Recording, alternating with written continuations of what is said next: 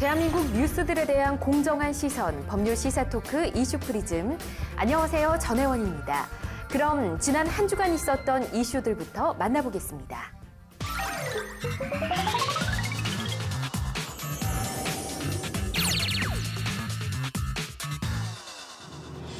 김상조 공정거래위원장이 임기 중 공기업의 불공정 거래 행위를 바로잡겠다는 뜻을 밝혔습니다. 김상조 위원장은 최근 한 언론과의 인터뷰에서 공기업의 일감 몰아주기, 담합, 지배구조 등은 더는 방치해서는 안 된다고 생각한다며 이는 자신의 임기 3년 동안 꼭 해야겠다고 생각한 것 중 하나라고 밝혔는데요. 취임 후 골목상권 보호, 재벌개혁 등 단기에 착수하기로 한 과제 외에 중장기 미션에 대해 구체적인 내용을 밝힌 것은 이번이 처음이라 김 위원장의 행보에 경제계와 국민들의 이목이 집중되고 있습니다. 8살 여자 초등생을 유괴해 살해한 10대 소녀가 최근 재판에서 공범이 사람을 죽이라고 지시했다는 새로운 진술을 함에 따라 검찰이 공범에게 살인교사죄를 적용하는 방안을 검토하기로 했습니다. 인천지검 형사 3부는 미성년자 약취 유인 후 살인 및 사체 손괴 유기 혐의로 기소된 고교 자퇴생 A양의 공범 B양에게 살인교사죄를 적용할지 검토할 예정이라고 25일 밝혔습니다. 이는 지난 23일 열린 B양의 재판에 증인으로 출석한 A양이 살인범행은 혼자 했다는 취지의 기존 진술을 뒤집고 B양이 사람을 죽이라고 했고 그런 지시를 받아들였다고 말한 데 따른 것인데요.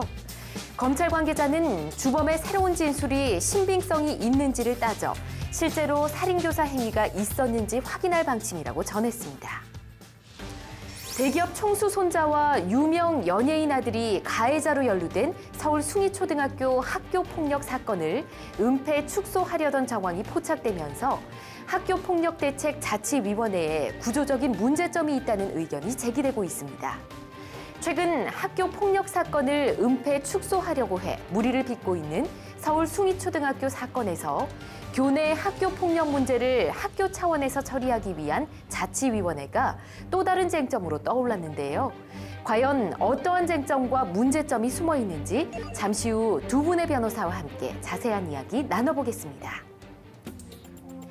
정부의 자사고 폐지론에 대응하기 위한 외고와 자사고의 대응이 전국 단위로 확대되는 모양새입니다. 최근 전국 자율형 사립고연합회는 서울 중동고에서 비공개 회의를 열고 자사고 폐지 정책에 대한 대응 방안을 논의했습니다.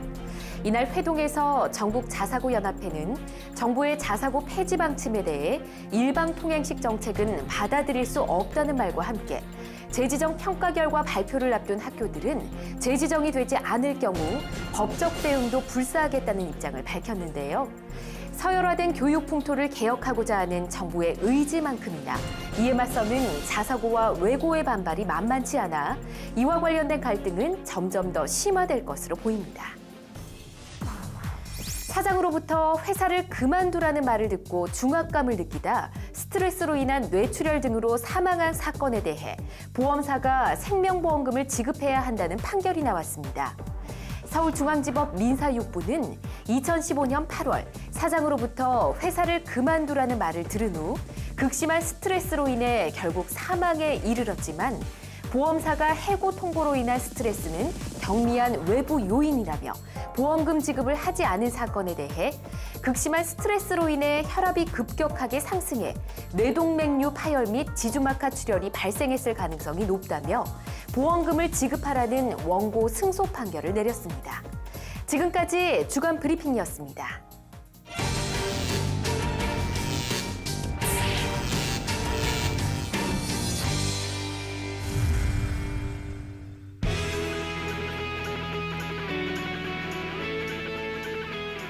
네, 변호사 두 분과 함께 대한민국의 이슈를 쫓아가 봅니다. 변호사 추격대 오늘도 두 분의 변호사 모셨습니다.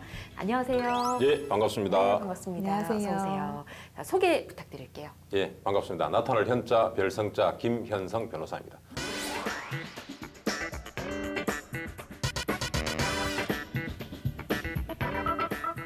안녕하세요. 손민 변호사입니다.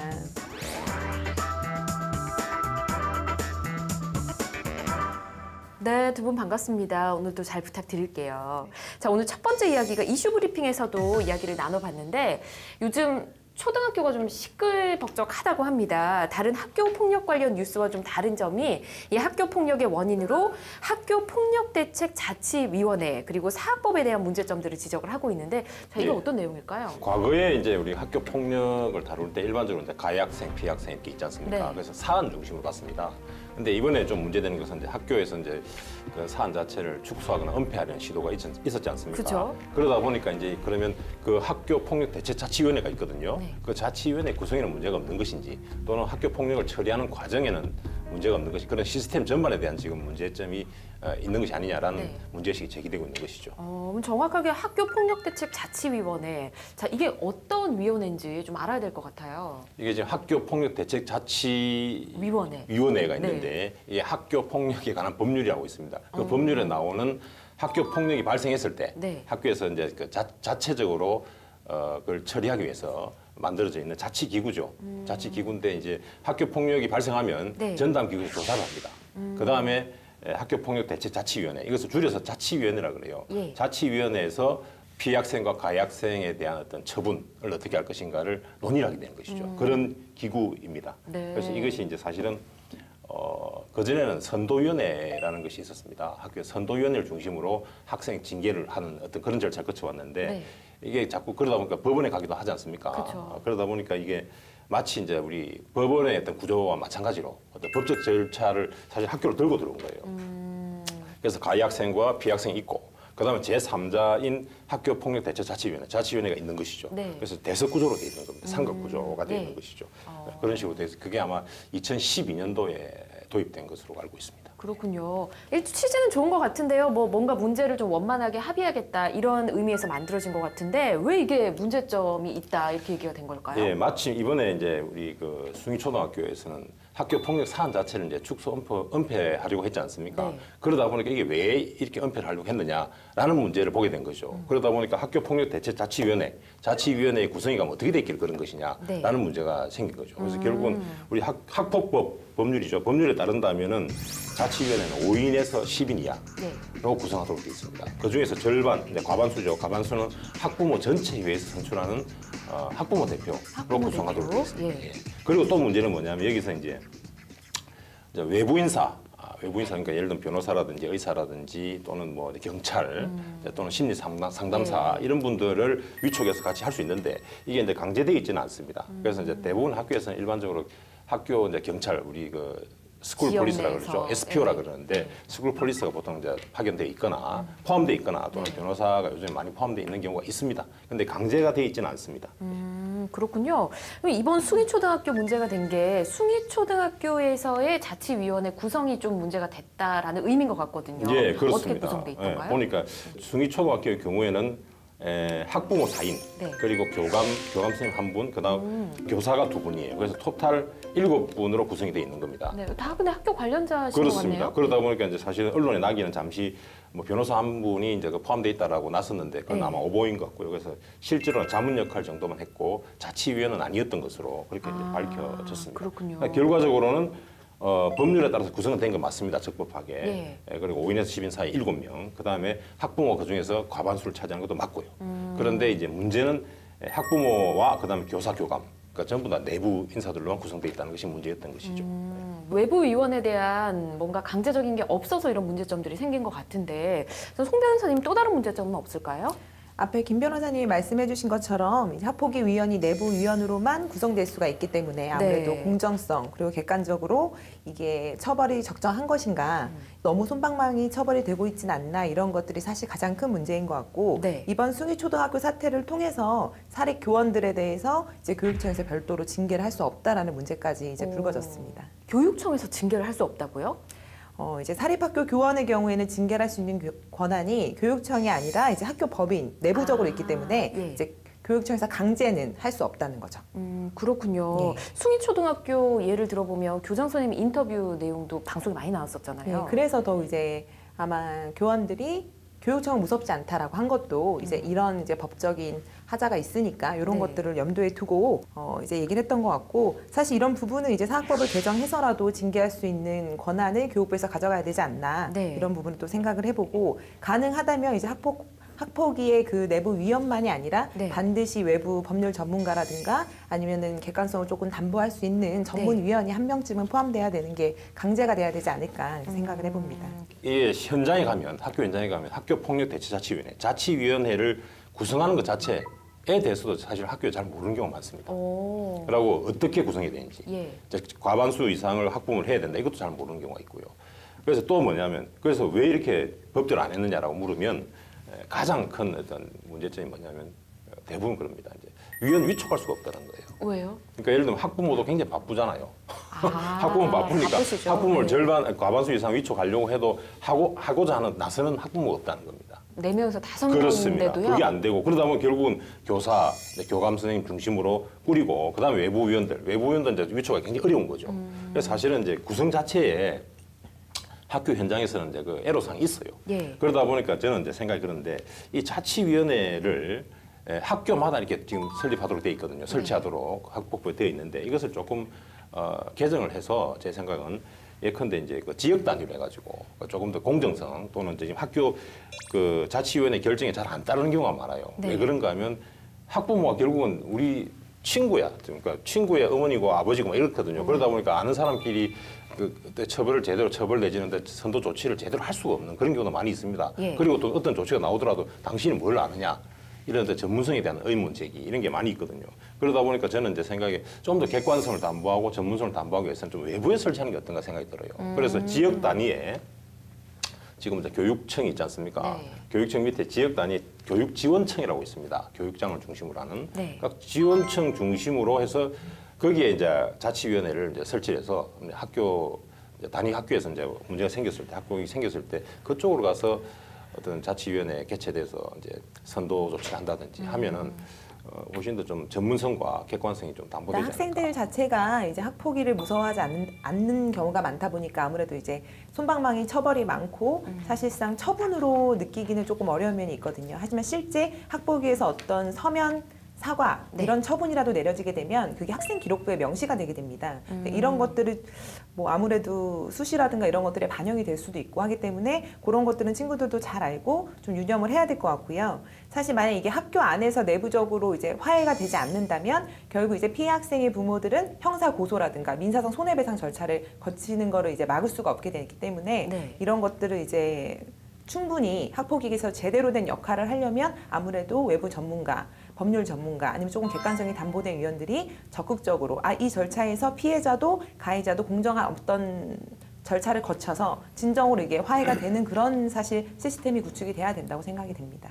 이게 기록이 되다 보니까 사실은 고등학교 입시 때 대학을 가기 위해서 고등학생들은 그게 기재되면 안 되지 않습니까? 그러니까 네. 고등학생들 학폭이 없어요.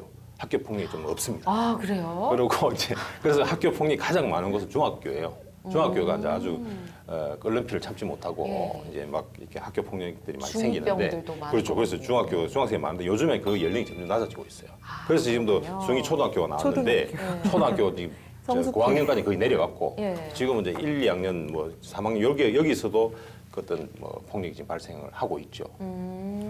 그렇군요. 말씀 들어보니까 초등학교, 중학교, 뭐 고등학교는 그렇다 치더라도 고등학교는 예. 이런 위원회들이 잘 마련이 돼야 되겠다는 생각이 드네요. 어쨌든 피해자들도 그 절차에서 자기가 충분히 사과를 받았고 이게 진정한 화해를 목적으로 하는 거다 보니까 학생들끼리 네. 그런 절차가 이제 공정하게 진행이 됐다라고 피해 부모도 납득이 돼야 될 것 같아요. 네. 맞습니다. 그리고 아까 말씀을 잠깐 하셨는데 뭐 내부 위원회에 속하긴 하지만 우리 부모님들의 관심도 중요할 것 같습니다.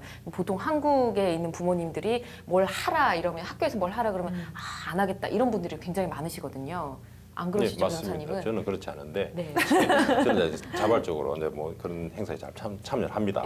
예. 참여를 안 하다가 어떤 예컨대 자기의 자식 내지 자녀가 문제가 됐다. 그럴 땐 또 굉장히 더 심하게 맞아요. 달려들어요. 예. 그래서 요즘에 학교 폭력 관련해서는 이제 애들 싸움이 어른 싸움 된다는 얘기가 아주 보편화돼 있습니다. 그래서 실제로 아무것도 아닌데 부모들 사이에 어떤 뭐 자존심 싸움으로 번져가지고 뭐 법적으로 뭐 고소 고발이나 남발하고 뭐 이런 경우가 굉장히 많습니다. 네. 그래서 저는 좀 문제가 이 학교 폭력 관련해서는 어떻게 대처하는가. 부모 입장에서는 내 애를 어떻게 했으면 좋겠다. 이걸 제일 먼저 생각해야 될 것 같아요. 자존심 싸움이 아니고. 예, 알겠습니다. 이 위원회에 대해서 좀 더 철저한 좀 규정, 위원회에 대한 규정이 있어야 될 것 같고요. 우리 부모님들도 더 많은 관심을 보여주셔야 할 것 같습니다.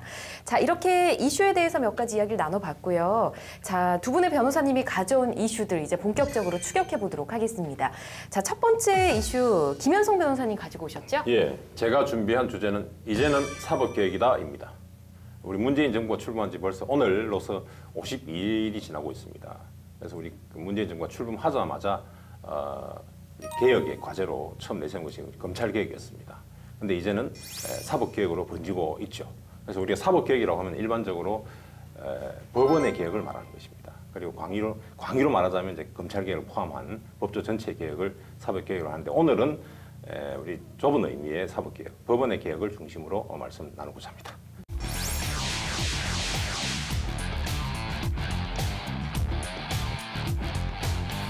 사법개혁 어떤 것부터 좀 이야기를 나눠보면 좋을까요? 사법개혁의 주제가 사실 굉장히 많습니다. 뭐 대법관 내지는 뭐 대법원의 개혁뿐만 아니라 법관 인사의 개혁, 그다음에 또 재판 운영과 관련된 부분 뭐 굉장히 많은데 네. 최근 일산에서 이제 열린 전국 법관 대표회의, 법관회의에서 이제 최고 이슈로 떠올랐던 것은 네. 사법부 내의 블랙리스트가 존재하느냐 여부였습니다. 사법부 내의 블랙리스트, 우리가 문학의 블랙리스트는 너무나 많이 들었었잖아요. 예, 사법부에도 블랙리스트가 있나요? 예, 똑같습니다. 이제 문학의 블랙리스트와 비슷한 뭐 그런 내용인데 이제 사법부가 판사들의 개인 성향과 그다음에 정치 성향이겠죠. 성향과 동향 이런 것들을 이제 수집해서 명단을 만들어 놓죠. 그리고 그걸 관리하는 겁니다. 예. 근데 그러다 보니까 이제 그 명단에 따라서 그 내용에 따라서 이제 예를 들면 인사상의 어떤 불이익 내지는 재판 영향 이런 네. 것도 있지 않느냐라는 이제 의구심까지 같이 있는 것이죠. 그런 말들이 있었기 때문에 이렇게 논의되는 주제로까지 떠오른 그렇습니다. 거겠죠. 근데 전국의 법관들이 이에 반발해서 또 바로잡기 위해서 한 자리에 모이게 된 거네요. 예, 그렇습니다. 이제 이게 이제 사실은 아까 법관 우리 대표 회의가 사실 8년 만에 이제 열리게 되었습니다. 그래서 예. 이게 법관 회의라는 것은 실제로 뭐 특별히 무슨 원래 회의가 있는 게 아니고 그냥 법관에 이제 전국에 있는 법원에 있는 판사들 대표들 지금 모여가지고 예. 그냥 논의를 하는 것이죠. 정기적으로 모이는 게 그런 건 아니라는 아닙니다. 거죠? 그것도 아니고 공식적인 기구도 아닙니다. 오. 그래서 이제 굉장히 비상시에만 네. 한 번씩 열리죠.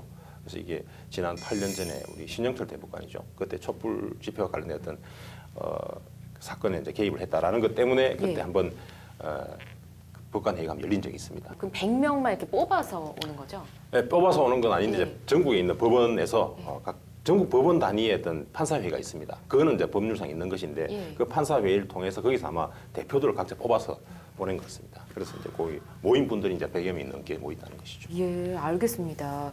자, 일단은 회의가 열렸는데 그 핵심 주제가 이 사법부 블랙리스트인 것 같습니다. 근데 이 사법부 블랙리스트가 언제부터 문제가 불거지게 된 건지 송 변호사님 말씀해 주시죠. 블랙리스트라는 표현은 그 최순실 네. 씨 그 문학의 블랙리스트 건이 터지면서 사실 국민들한테 좀 친숙해진 단어가 아닐까 생각이 듭니다. 네. 사실 사법부 판사들에 대한 블랙리스트가 존재하느냐, 사실 이 문제는 원래 그 국정원이 사법부의 수장인 그 양승태 대법원장을 사찰했다. 예. 처음에 이런 뉴스가 나오면서 굉장히 이제 사법부가 격양된 반응을 보였었고요. 예. 예, 이제 상권 분립이 위배가 된다. 뭐 이런 맞아요. 쪽으로 해서 논란들이 굉장히 많았었잖아요. 근데 뭐 다양한 반응들이 나왔었죠, 그때도. 예, 이후 근데 이제 요건을 조사를 하면 할수록 고 김영한 전 청와대 민정수석 이제 업무 일지에 뭐 법관 길들이기 이런 표현들이 이제 발견이 됐고 이것들에 대해서 검찰뿐만이 아니라 법관들도 이제 권력과 결탁이 된 것은 아니냐 이제 이런 것들에 대해서 의구심을 갖게 된 것이고요. 예. 결정적인 것은 법원 행정처가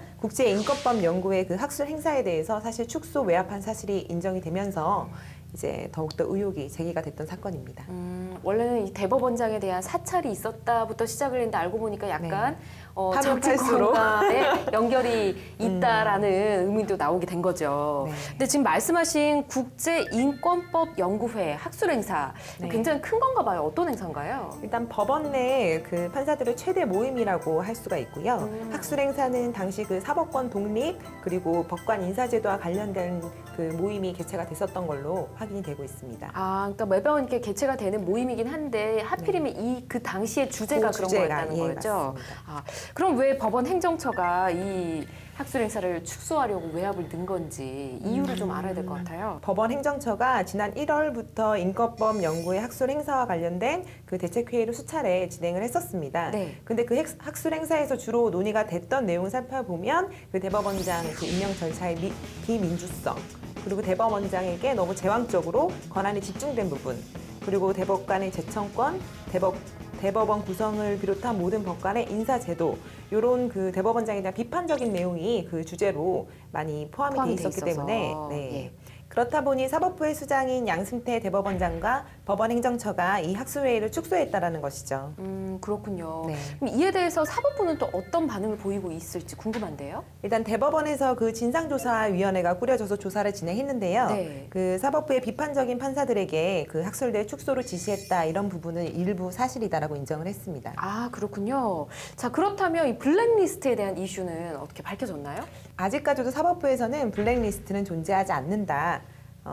다만 법원행정처가 일선 판사들에게 연구에 중복 가입 금지 조치들을 내리는 방법으로 인권법 연구회를 견제한 사실은 또 밝혀졌습니다. 거기다가 인권법 연구회장을 지낸 이규진 당시 이제 양형위원회 상임위원이 법원 행정처로 발령난 인권법 연구회 소속 이모 판사에게 예. 행사를 축소하라는 요구를 했다는 것이죠. 예. 이런 뭐 정황들이 있다 보니까 블랙리스트 존재에 대해서 보다 더 자세히 조사를 해야 된다라는 목소리가 높아지게 된 것입니다. 그렇군요. 자, 그렇다면 아까 말씀하셨던 그 법관 예. 회의에서 또 어떤 요구들이 나왔을까 궁금해지는데요. 어떻게 정리됐던가요? 일단 크게는 세 가지입니다. 사법행정권 남용에 대한 추가 조사 권한을 위임하고, 그리고 책임자 문책 등에 대한 대법원장의 공식적인 입장을 표명해달라. 네. 그리고 대법관 회의 상설화를 위한 대법원 규칙 제정 등을 의결을 했고요. 블랙리스트와 관련해서는 대법원 자체의 조사 결과는 믿기 어렵다는 입장입니다. 때문에 상임임원을 비롯한 임종원 전 법원행정청 차장과 법원행정처 기조실 소속 법관들이 업무용 컴퓨터 그리고 저장 매체를 조사하겠다는 입장입니다. 그렇군요. 이게 이제 사실은 아까 대법원에서 이제 자체 진상조사위원회를 꾸려서 진상조사 했지 않습니까? 예. 했는데 외압은 우리 사실이고.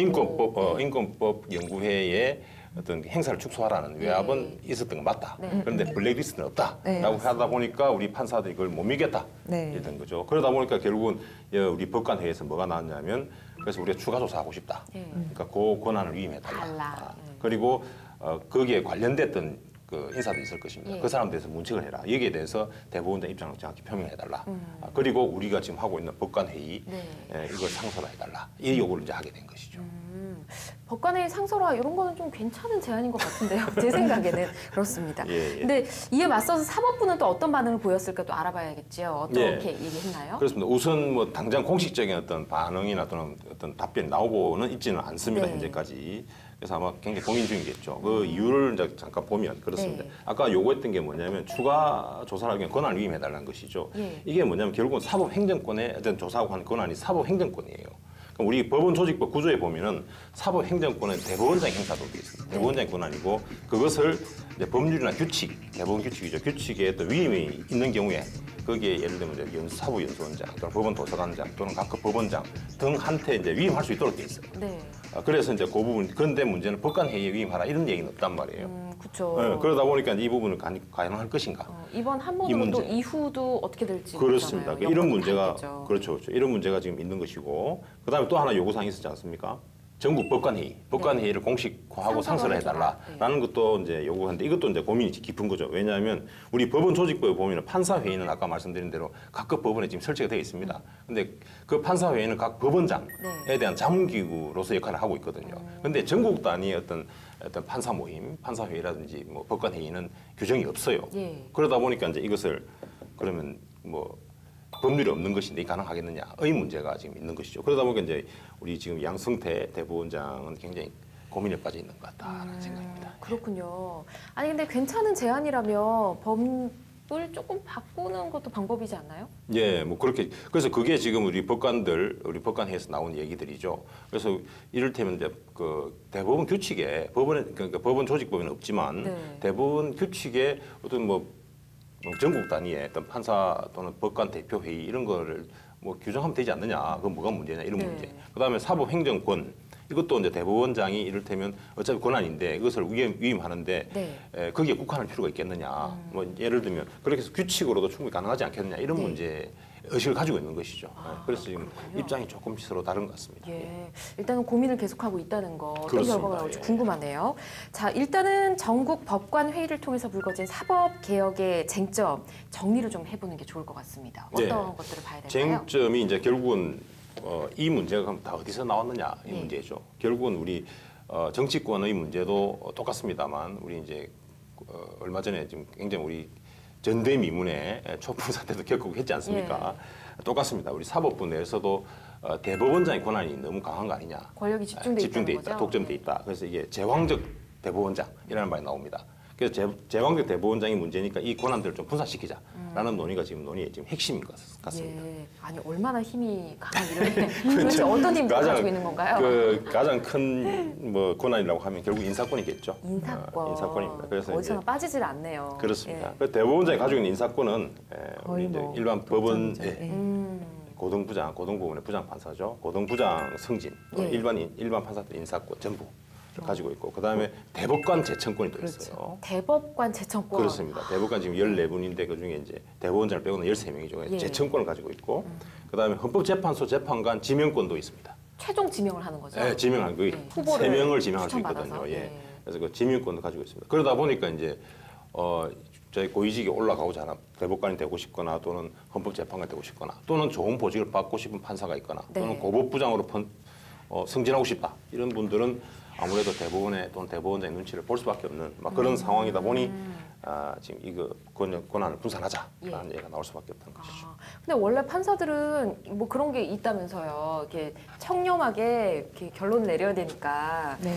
뭐 승진이란 개념이 예, 없죠. 그런 게 없다면서요. 근데 사실상은 이제 전보됐다, 좌천됐다라고 표현을 하니까 네. 이제 부장이 되지 못하고 이제 지방법원으로 내려가시거나 하시면 그런 것들의 경우 옷을 벗고 나오시는 경우도 사실상 많이 있거든요. 네. 그러니까 좀 사실상으로는 대법원장이 아주 강력한 힘이 있는 거죠. 그렇습니다. 이게 실제로 이제 우리 법원 조직 법률상에 보면은 판사의 종류가 대법원장 그리고 대법관 그리고 판사 네. 이게 세 개밖에 없습니다. 뭐 부장 그래서 판사라고 부장 해서 판사라든지, 승진이다 이런 개념은 사실 아니죠. 부장 판사니 고급부장이 이거는 이제 그냥 내부적으로 만들어 놓은 어떤 뭐 자리인 것이죠. 그래서 이제 그 직책인데 그래서 그걸 두고 이제 승진한다 이런 얘기를 하죠. 네. 그 때문에 사실은 이제 판사들 사이에 어떤 경쟁을 불러일으킨다든지 뭐 이런 부작용이 또 생긴다는 거죠. 그래서 좀 행정보호한다라는 느낌을 주고 있는 것이죠. 아까 말씀해 주셨다시피 대법관 중에서 제청권이 있다라고 했잖아요. 네. 그러니까 최종적으로 판사들이 가고 싶어하는 것이 만약에 대법관이라고 한다면 네. 그거를 갖고 있는 권한을 행사할 수 있는 게 대법원장이다 보니까 네. 최종적으로는 아주 가장 큰 힘을 갖고 있다라고 볼 수 있습니다. 판사가 되면 대법관까지 가는 사람의 비율이 굉장히 적죠? 거의 뭐 예, 굉장히 적습니다. 예, 예. 한 기수에 한 명이 안 나오는 때도 있기 때문에 네. 그래요? 그러면 한 기수에 몇백 명 되잖아요. 그렇습니다. 그중에서 한 명이 안 나올 수도 있고 뭐 어쩌다 한두 명 나올 수도 있고 그건 운 좋은 기수가 있어요. 왜냐하면 임기가 6년이거든요. 예. 그렇기 때문에 운 좋은 기수에 따라서 달라지는 것이죠. 아, 그렇군요. 이게 또 권력에 대한 자리에 대한 욕심이 있다면 네. 그렇습니다. 이게 이제 과거에 치열할 수밖에 없네요. 과거에 이제 특히나 이제 우리 왜 이런 더 문제가 있었냐면 법원에서 이제 이걸 이제 우리가 흔히 이제 법원 순혈주의라고 하는데 네. 대법관이 되기 위해서는 법원 내에서 승진해서 올라간 사람 중에서 이제 대법관이 됐었습니다. 아. 그래서 이것도 문제라는 것이죠. 그러다 보니까 눈치를 보게 되잖아요. 예. 그래서 사실은 대법관의 어떤 뭐 어떤 출신 성분을 다양하게 만든다든지 하면 조금 더 나아질 것이라는 생각을 하고 있습니다. 어쨌든 지금까지 뭐 권력이 집중돼 있다. 이게 문제가 시작이 돼서 블랙리스트까지 이슈가 나온 것 같습니다. 네. 오늘 이 이슈에 대해서 두 분도 법조인이시잖아요. 예. 어떻게 생각하시는지 의견 좀 들어보고 싶은데요. 김현성 변호사님. 예, 저는 뭐 이번에 사법 개혁이 어쨌든 대법원 제왕적 대법원장의 권한 분산이라고 한다면 제일 먼저는 저는 대법관 수를 늘려야 된다. 대법관 수를 예, 늘려야 대법관 된다. 수를 늘리고 대법원이 지금 대법관 수를 늘리지 않기 위해서 네. 뭐 상고법원 제도라든지 뭐 여러 가지 어떤 제도적인 어떤 트릭을 쓰고 있습니다. 근데 그것은 결코 바람직한 방안이 아니고요. 결국은 대법원의 힘을 내지는 대법원장의 권한을 축소하기 위해서는 대법관 정을 통해서 어떤 권위주의로부터 대법원을 구해내야 되는 것입니다. 예. 대법관 수를 먼저 정원해야 될 필요가 있고요. 그리고 아까 말씀드렸다시피 법원 순혈주의 그것도 벗어나야 된다. 그래서 다양한 출신의 어떤 우리 법조인들이 대법원으로 들어갈 수 있도록 대법관이 될 수 있도록 하는 그런 어떤 통로를 마련해야 된다는 게 있고 그다음에 또 하나 있습니다. 이게 이제 우리 변호사들 또는 우리 일반 우리 국민들 사이에서 굉장히 분노를 사고 있는 제도 중에 하나인데 이것이 뭐냐면 심리 불속행 제도라는 것입니다. 심리 불속행 제도. 불속행 제도. 예, 그렇습니다. 그러니까 이게 대법원에 우리가 재판하다 보면 3심까지 가는 경우 많이 있지 않습니까? 네. 그러니까 대법원 갔는데 이것은 심리도 안 해보고도 이제 그러니까 기각시키는 거죠. 그 심리 불속행. 그런 게 많죠. 그렇죠. 그리고 거기에 대한 왜 기각한다 이유도 없이 기각하는 것이거든요. 예. 그래서 이것도 굉장히 권위주의적인 제도뿐만 아니라 불성실한 제도죠. 그래서 대법원이 않고 그냥 그렇습니다. 그래서 대법원에 대한 불만, 사법부의 불만은 여기서 많이 발생한다는 것이죠. 그래서 이거 없애고 그러고 실제로 일하는 대법관들을 많이 정원하라. 네. 그렇게 제가 주문하고 싶습니다. 알겠습니다. 자, 이 세 가지 한번 생각해봐야 할 문제인 것 같습니다. 예. 자, 우리 송 변호사님은 어떤 의견 주실까요? 일단 법관 자체가 그 정치 세력이 아니고 본인의 양심에 따라서 재판을 할 수 있는 그러니까 뭐 상급 기관의 눈치를 보지 않고 재판을 할 수 있는 구조가 되려면 예. 지금의 그 제왕적 그 임명권을 갖는 그런 권한은 사실 문제가 있다라고 보고요. 어디든 그렇게 권한이 집중된 곳에서는 의심 그리고 또 부패 이런 것들이 생겨날 수밖에 없고 네. 사실 어떤 방식으로 어떤 조건으로 임명 절차를 거쳤는지가 전혀 알 수가 없는 상황에서 그렇죠. 뭐 특정한 자기 뭐 지연, 학연 이런 것들로 이제 된다라는 인식을 갖게 된다면 어떻게 보면 우수한 법관들이 굉장히 사기가 떨어질 것 같아요. 그래서 그런 부분에 있어서도 반드시 개혁이 돼야 된다라고 봅니다. 네, 잘 알겠습니다.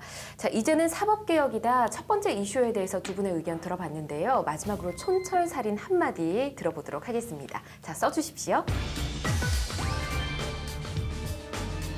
네, 첫 번째 이슈 이제는 사법개혁이다. 두 분 촌철살인 한마디 어떤 내용 써주셨을지. 자, 김 변호사님부터 볼까요? 그러니까 결국은 판사는 판결로서 말을 해야지 지금 단체 행동을 계속해서는 안 된다는 것입니다. 그래서 법관 회의에서 여러 가지 지금 사법개혁의 이슈들을 제기하고 쟁점들을 지금 나열해놨습니다. 그래서 이게 문제 제기하고 여기까지는 좋습니다. 그런데 이게 지속적으로 이를테면 이제 단체 행동을 나간다면 지금 사법부내가 다시 분열될 가능성도 있고요.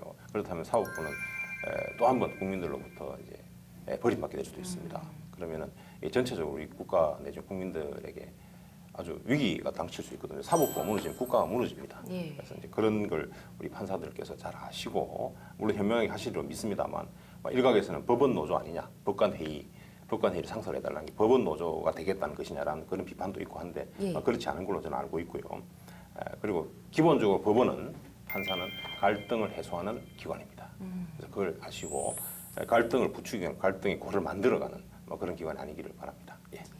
내부에서도 이래저래 말들이 많은데 또 외부에서 평가받기는 원하지 않는다라는 기사도 봤었거든요. 예. 그러니까 어쨌든 갈등을 해소하는 기관이다.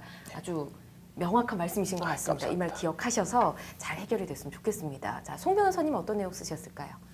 사실 판사는 명예직이잖아요.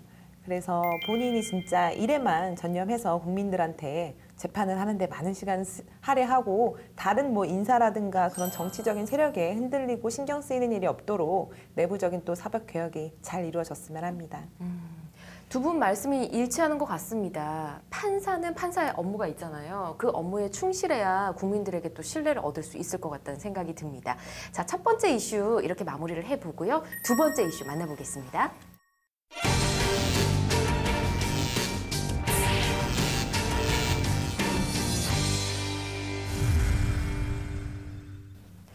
자, 이제 두 번째 이슈 만나보도록 할 텐데요. 두 번째는 송윤 변호사님 준비하셨죠? 어떤 주제인가요? 네, 오늘 제가 준비한 주제는 살인의 또 다른 이름, 바로 분노 조절 장애입니다. 최근 국민들이 경악해 했던 많은 사건들 중에서 이제 공통적으로 분노 조절 장애와 관련된 사건들만 모아서 준비해봤습니다.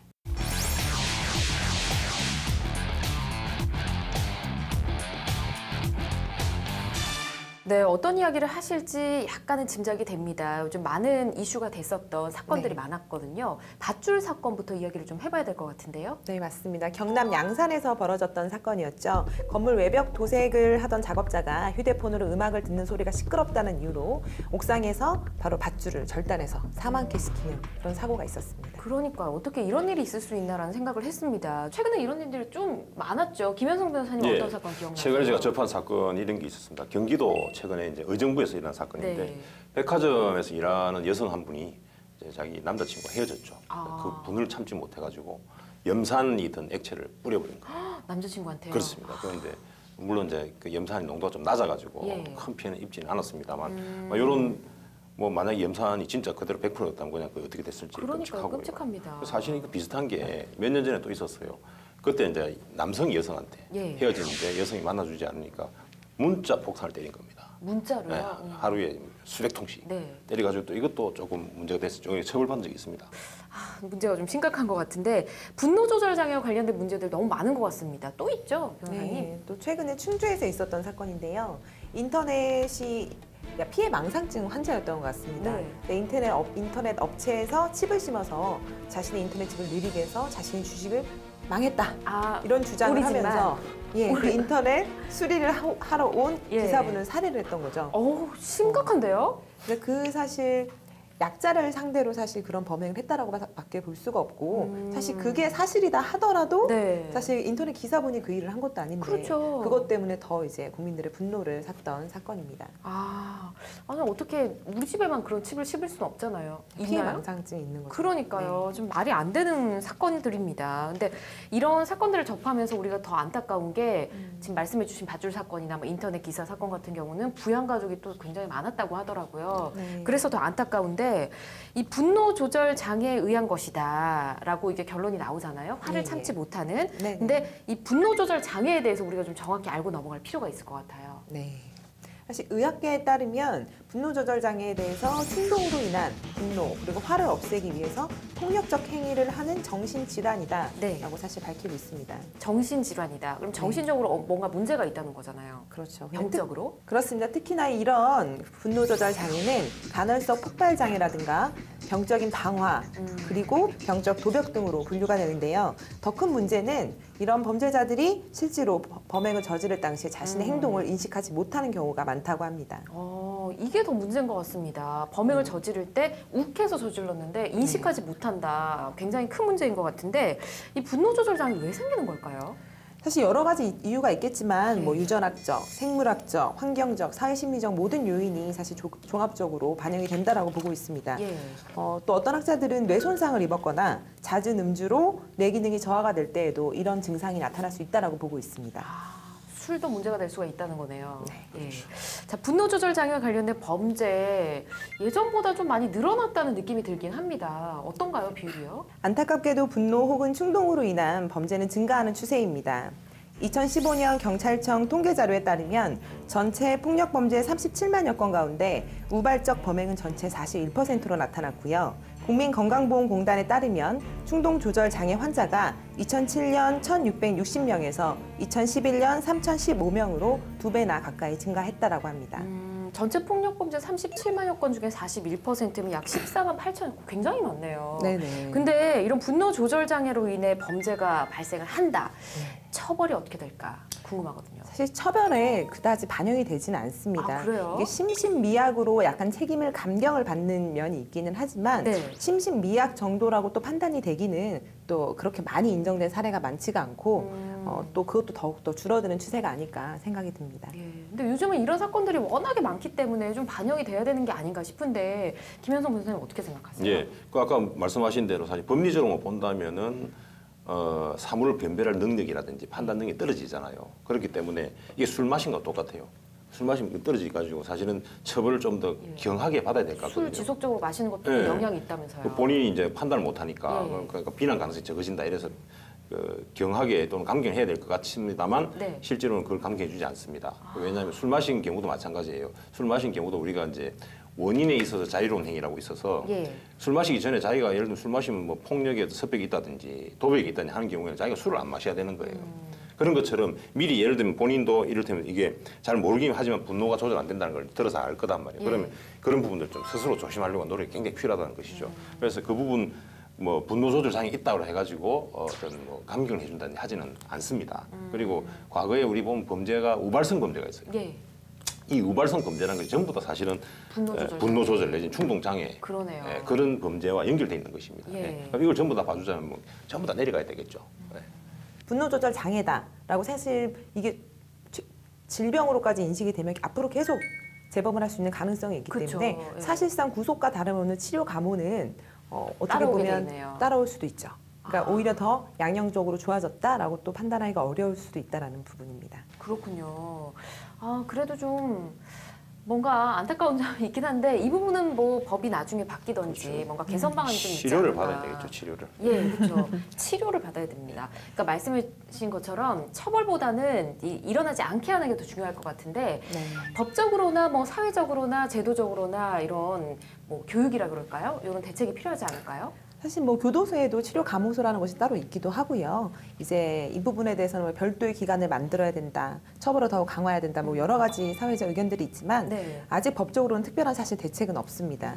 근데 우리나라 같은 경우는 정신과 치료를 받는다는 것 자체로 너무 색안경을 끼고 보거나 사실 취업할 때도 그렇죠. 예. 어떤 불이익을 주는 경우들도 사실 있어서 이런 또 선입견이 많이 개선이 되어야 된다라고 생각이 듭니다. 또 주변에서 보다 더 적극적으로 치료를 받도록 예. 해서 다시는 이런 일이 생기지 않도록 예방하는 것이 무엇보다 중요할 것 같습니다. 그렇습니다. 사전에 발생하지 않게 하는 게 가장 중요하죠. 그쵸, 김 변호사님? 네, 맞습니다. 실제로 우리 통계를 보면 그렇습니다. 분노 조절 장애를 가진 분들이 범죄를 일으킬 때 주로 혼자 있는 경우, 혼자 그렇죠. 보통 있다가 혼자 범죄를 일으키는 경우가 80%. 옆에 누가 있으면 말리겠죠. 네, 당연히. 그렇습니다. 그래서 이제 사실 옆에 사람이 있어주는 게 굉장히 중요한 것이죠. 우리 그 전통적으로 우리나라에만 있는 병, 화병이 있는데 화병. 이 화병을 참지 못하면 이제 이런 범죄가 이루어질 수 있거든요. 예. 분노 조절 장애, 뭐 충동 장애 이런 게 있을 수 있는데 그래서 이것도 마찬가지입니다. 지금 가족이라든지 주변에 이제 친척 또는 뭐 친구들 이런 분들이 좀 서로 살펴봐 주기를 좀 했으면 좋겠어요. 그렇다면은 혼자 안 있게 되는 거죠. 그렇다면 네. 범죄율이 확 줄어들 것이다. 실제로 제가 보니까 의뢰인 중에서 이 분노 조절 장애 판단을 받으신 분인데 한 네. 3년 정도의 그 정신과 꾸준히 약물 치료, 이런 행동 치료 이런 걸 받으면서 이제 가정도 꾸릴 수 있을 만큼 오, 안정화가 좋아지셨어요? 됐다라고 하더라고요. 그러니까 충분히 또 치료가 가능한 부분인 것 같습니다. 아, 3년 치료받고 그 이후에도 뭐 꾸준히 계속 꾸준히 이제 하셔야겠죠. 관리를 하면 이제 약을 계속 줄여 나가면서 이제 할 수 있다고 하더라고요. 그분은 굉장히 적극적이시네요. 사실 대한민국이 그런 정신 치료에 대한 인식이 좋지가 않기 때문에 이런 문제들이 좀 있는 것 같은데 말씀해 주신 것처럼 어쨌든 분노 조절 장애가 있으신 분들은 이런 경악할 만한 범죄가 일어나기 전에 어떤 조짐들은 좀 보이시겠죠? 그렇습니다. 예. 네. 뭐 사실은 뭐 범죄가 하루아침에 바로 일어나지는 않습니다. 그게 여러 가지 징후들이 보이죠. 네. 그때 이제 옆에 주변 사람들이 보고서 좀 발견해서 그걸 어떻게 사전 조치 취해 준다면은 범죄가 예방될 수 있는 것입니다. 그런데 이 분노 조절 장애로 인해서 범죄가 발생했을 때 이제 법원에서 판결을 받아야 되잖아요. 그럼 이 분노 조절 장애다라는 판단은 누가 하게 되는 건가요? 네, 그렇습니다. 그 이제 장애다라는 판단은 결국은 의사가 하겠죠. 네. 하는데 이제 양형, 형량과 관련해서 또는 치료를 해야 되는데 치료 감호를 해야 되지 않습니까? 그런 판단은 결국 판사가 하게 됩니다. 그래서 판사의 재량인데 이때 당연히 이제 전문의의 감정을 참고해야 되겠죠. 네, 특히나 우리나라는 이 정신과 치료에 대한 인식이 그렇게 좋지는 않기 때문에 아직까지는 뭔가 제대로 해결책이 좀 제시가 안 되는 것 같은데 정신과 치료하면 이제 해외에서는 조금 그래도 우리보다는 좀 우호적이잖아요. 예, 어떤가요? 그렇습니다. 분위기가? 그래서 뭐 실제로 미국이나 호주 뭐 이런 데서는 반상회를 하죠. 근데 그 반상회. 반상회가 누가 참여하냐면 네. 의사, 변호사, 그다음에 이제 심리 상담사, 그 복지사 뭐 지역에서? 이런 분들에 참여를 해가지고 그 지역에 있는 사람들이죠. 봐가지고 그래서 이번에는 어느 지역에 어느 누가 조금 이상한 조짐이 있더라라는 게 나오면 그 사람을 강제로 데리고 와서 심리 치료를 막 시킵니다. 상담도 하고 그렇게 다 하는 거죠. 도와주는 거네요. 그렇죠. 그게 사실 범죄를 예방하는 길이기도 하고 그 사람을 위해서도 그렇고 모든 그 공동체 전체의 어떤 안전을 위해서도 그렇게 하고 있는 거죠. 실제로 그 사회보장제도 잘 돼 있는 나라 같으면 운동도 강제로 시키잖아요. 운동하지 않으면은 나중에 의료 보험비가 많이 나가요. 예. 치료가 많이 나가니까 너 가서 운동해라. 안 하면 과태료라든지 이런 걸 때린단 말이에요. 똑같이 이것도 그런 차원에서 접근하는 것이죠. 그러니까 어떤 뭐 사회보장 그런 차원에 접근을 해서 좀 미리 조짐이 보이는 사람들에 대해서는 심리 치료라든지 어떤 상담을 미리 강제적으로 좀 받도록 그렇게 하는 것도 하나의 우리가 참고해 볼 만한 그런 사례인 것 같습니다. 굉장히 좋은 사례인 것 같아요. 이게 어떤 사람이 뭔가 조짐을 보인다 하면 그 지역 주민들을 다 알리게 되는 예. 주민들에게 이런 문제가 있으니까 조심하십시오라는 도와주십시오라는 그렇습니다. 두 가지를 다 해결을 할 수가 있겠다는 생각이 드네요. 어떤 한 사람의 문제는 아니거든요. 예. 이게 분노 조절이 과거에 이제 예를 들면 뭐 저 원시 시대 때 분노 조절이 있었겠습니까? 그런 게 없었단 말이에요. 분노 조절이 문제가 있어 이런 문제가 아니었다. 그러니까 예. 사람이 자꾸 부딪히면서 경쟁이 심하고 하니까 결국은 사회 구조적인 문제예요. 맞아요. 그래서 사회가 책임을 져야 됩니다. 국가가 책임져야 되고 그래서 그런 분들 그렇게 생각하시고 언제든지 나도 분노 조절로 인한 범죄의 가해자가 될 수도 있고 피해자도 될 수 있다라는 생각을 가지고 접근해 주신다면 훨씬 더 이제 뭐 색안경 끼고 뭐 치료를 받는다고 색안경 끼고 색안경 끼고 바라보는 그런 시각은 좀 사라지지 않을까 생각해 봅니다. 네, 이 뭐 감정 조절 안 네. 되는 뇌를 한번 찍어보면 뇌에도 문제가 있지만 정말요 뇌에도 문제가 있지만 있을 수 뭐 있어요. 세로토닌 분비라든지 이런 게 좀 문제가 있다고 네. 하더라고요. 긍정 호르몬이 부족한 거잖아요. 근데 강제적으로 운동시키거나 이런 네. 것들도 도움이 된다고 합니다. 그렇습니다. 그래서 네. 이런 것들도 우리가 좀 참고해서 뭔가 대책을 만들면 좋지 않을까 싶은데요. 네. 자, 두 번째 이슈 살인의 또 다른 이름 분노 조절 장애 많은 이야기를 나눠봤는데 두 분 어떻게 생각하시는지 좀 말씀 들어보고 싶어요. 송 변호사님 어떠세요? 사실 아까도 정신과 치료를 적극적으로 받으라고 말씀을 드렸지만 현실적으로는 사실 정신과 치료비가 굉장히 비쌉니다. 그렇죠. 약도 굉장히 비싸고요. 그래서 이런 부분에 대해서는 아무래도 이제 의료 보험 이런 것들이 좀 더 확충돼야 되지 않을까 생각을 합니다. 예, 국가에서 대책을 좀 마련해주는 게 필요할 것 같습니다. 치매에 대해서는 이제 국가가 책임을 그걸 지겠다라고 하겠다고 대통령이 얘기를 했었잖아요. 네. 우리나라의 미래를 위해서는 분노 조절 장애도 국가가 좀 책임을 져주는 게 필요하지 예. 않을까 그래서 싶어요. 처벌만 하는 것이 능사가 아니고 사실 치료를 해야 되지 않습니까? 그래서 치료를 할 수 있도록 뭐 예를 들면 이제 미국이나 뉴질랜드에서 그렇게 하죠. 치료를 전제로 해가지고 치료를 받는 경우에는 예를 들면 이제 면소나 공소기각을 해서 처벌하는 대신에 치료를 받도록 만드는 것입니다. 그러니까 우리도 사실 제도가 있습니다만 좀 더 활성화를 하고 그렇게 해야 될 것 같습니다. 알겠습니다. 자, 이 주제에 대해서 두 분 마지막 촌철살인 한마디 들어보고 싶은데요. 자, 써주시기 바랍니다. 네, 두 분 써주신 단어 이제 보도록 하겠습니다. 송윤 변호사님 먼저 볼까요? 사실 뭐 분노, 스트레스 이런 것들은 현대인한테 있어서 다 만병의 근원인 것 같고 예. 누구나 사실 겪을 수도 있는 사실 질환이거든요. 뭐 부끄럼 없이 이게 적극적으로 정신과에서 또 치료를 받을 수 있도록 하는 게 좋을 것 같고 국가도 이것들에 대해서 적극적으로 의료 정책을 시행했으면 합니다. 사회가 경쟁이 더 심해질수록 이런 문제들은 더 심각해질 것 같다는 생각이 듭니다. 말씀해 주신 대로 병이다, 치료받아야 된다 생각하시고 혹시나 이런 증상이 있다면 병원 가시는 게 좋지 않을까 이런 생각을 해봅니다. 자, 이번에는 김현성 변호사님. 예, 저는 당군 신화를 적었습니다. 우리 당군 신화를 보면 곰이 동굴에 들어가서 100일 동안 쑥과 마늘을 먹고 인내하죠. 예. 그래가지고 나중에 사람이 됩니다. 호랑이는 나가잖아요. 호랑이는 참지 못하고 나가죠. 예. 근데 자기 예를 들면 분동이나 충동을 참지 못한 거죠. 나갔는데. 그래서 우리는 전부 곰의 후손들이잖아요. 네. 따지고 보면 우리는 다 형제예요, 형제. 그래서 이제 옆에 어떤 그런 장애를 겪고 있거나 한 사람도 다 우리 형제다라는 좀 생각을 가지고 좀 관심 있게 봐주기 하는 그런 사회 연대감, 사회 연대의식 이런 것들을 좀 더 고취했으면 좋겠다라는 생각을 가집니다. 네, 당군 신화 이야기를 하셨는데 그 당군 신화에 나오는 호랑이처럼 못 참고 욱해서 뛰쳐나가지 말고 곰처럼 묵묵히 참아서 좀 더 인간다운 삶을 살 수 있었으면 좋겠습니다. 자, 오늘 두 분의 변호사님과 함께 대한민국의 이슈들 추격해봤는데요. 함께해 주신 두 분 오늘 고맙습니다. 예, 감사합니다. 감사합니다. 네, 법률적인 시선을 통한 원칙적인 시사 분석, 법률 시사 토크 이슈 프리즘. 오늘 준비한 순서는 여기까지고요. 저희 다음 시간에도 대한민국의 이슈와 함께 또 냉정한 시선으로 돌아오겠습니다. 함께해 주신 여러분 고맙습니다.